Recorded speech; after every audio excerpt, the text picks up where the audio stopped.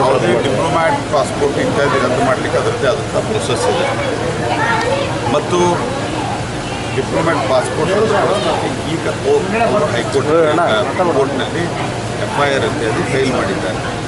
ಆ ಕೆಲವು ಪ್ರಶ್ನೆಗೆ ಇವತ್ತಿನ ತನಕ ಸಿದ್ದರಾಮಯ್ಯ, DK ಶಿವಕುಮಾರ್ ಮತ್ತು ಪರಮೇಶ್ವರ್ ಅವರು ಉತ್ತರ ಕೊಟ್ಟಿಲ್ಲ. 21ನೇ ತಾರೀಕು ಈ ಎಲ್ಲ ಕ್ಲಿಪ್ಪಿಂಗ್ಸ್ಗಳು ಪೆನ್ಡ್ರೈವ್, ಮೊದಲನೇ ಪೆನ್ಡ್ರೈವ್ ಬಂದದ್ದು 21ನೇ ತಾರೀಕು. 21ನೇ ತಾರೀಕಿನಿಂದ ಪ್ರಜ್ವಲ್ ರೇವಣ್ಣ ಹೋಗಿದ್ದು 27, 28ನೇ ತಾರೀಕು.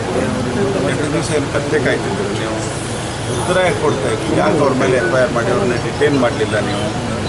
ಈಗ ಅಲ್ಲಿ ಹೋದ ನಂತರ ಯಾರನ್ನೇ ಆಧರಿಸಿದ್ದು ಅಲ್ಲಿ ಹೋದ ನಂತರ ಅವ್ರನ್ನ ಅಲ್ಲಿಂದ ತರೋದಕ್ಕೊಂದು ಪ್ರೊಸೆಸ್ ಇದೆ.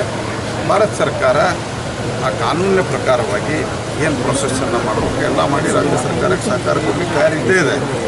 ಅದರ ಪ್ರಶ್ನೆಗಳು ನಾವು ಬರೋದ ತಕ್ಷಣ ಹಾಕಬೇಕು, ಅದಕ್ಕೆ BJP ಮೇಲೆ ಅದನ್ನು ಹಾಕಬೇಕು. ಈ ಒಟ್ಟಾರೆ ಯಾವುದು ಗೌಡ ಸಮುದಾಯದ ಅಥವಾ ಒಕ್ಕಲಿಗ ಸಮುದಾಯದ ಓಟಿವೆ ಅದರ ಚುನಾವಣೆ ಮುಗಿದ ತನಕ ಆ ಪೆನ್ಡ್ರೈವ್ ಮೇಲೆ ಕ್ರಮ ತೆಗೆದುಕೊಳ್ಳಿ. ಈಗ ಅದನ್ನು ಭಾಳ ದೊಡ್ಡ ಸದ್ದು ಕೇಂದ್ರ ಸರ್ಕಾರದ ಮೇಲೆ ಹಾಕಲಿಕ್ಕೆ ಸದ್ದು ಮಾಡುವ ಪ್ರಯತ್ನವನ್ನು ಮಾಡ್ತಾಯಿದ್ದಾರೆ. ಅದು ಅತ್ಯಂತ ಗಂಭೀರವಾದ ಪ್ರಕರಣ. ಪ್ರಜ್ವಲ್ ರೇವಣ್ಣ ವಿಚಾರಣೆ ಎದುರಿಸಲೇಬೇಕು ಮತ್ತು ಕಠಿಣ ಮಾಡಿದ್ದೇ ನಿಜವಾದರೆ ನ್ಯಾಯಾಲಯದಲ್ಲಿ ನಾಳೆ ಸಿದ್ಧಗೊಂಡ್ರೆ ಅತ್ಯಂತ ಕಠಿಣವಾದಂಥ ಕ್ರಮ ಆಗಬೇಕು. ಇದರ ಬಗ್ಗೆ ಯಾವುದೇ ರೀತಿ ಒಂದು ಅನುಕಂಪ ಯಾರಿಗೂ ಇಲ್ಲ.